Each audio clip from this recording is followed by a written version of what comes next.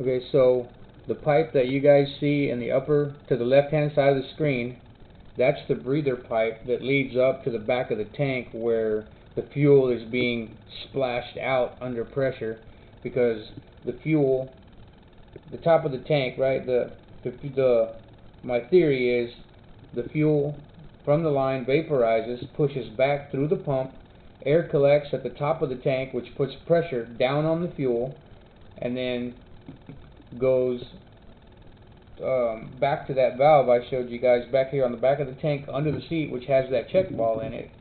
So that check ball goes up, that unseats it, that lets the fuel be pushed through that line forward up through the tank and through that pipe you see on the left hand side over there.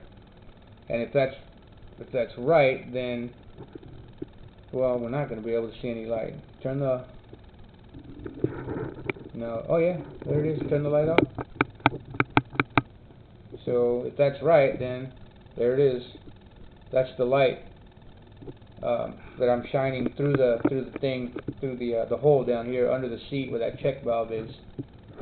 So go ahead and turn the light back on. So that's where the fuel is being pushed out from, but I still don't know why the fuel is being vaporized, other than, again, like I said before, just the heat soak that is causing the fuel to vaporize, push it through the line.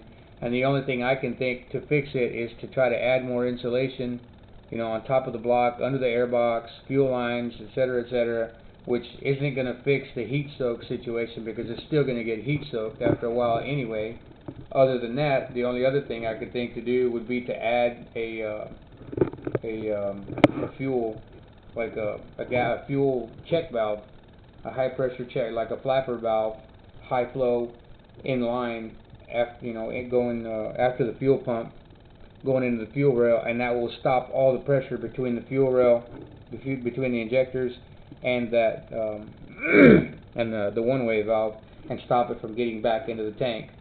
And then after the heat soak goes away, then the fuel in the line that vaporized, pressurized, the pressure should go back down, and it should go back to a liquid, and there should be no more pressure in there than there was to begin with, which is whatever the fuel pump pressure was that it runs at.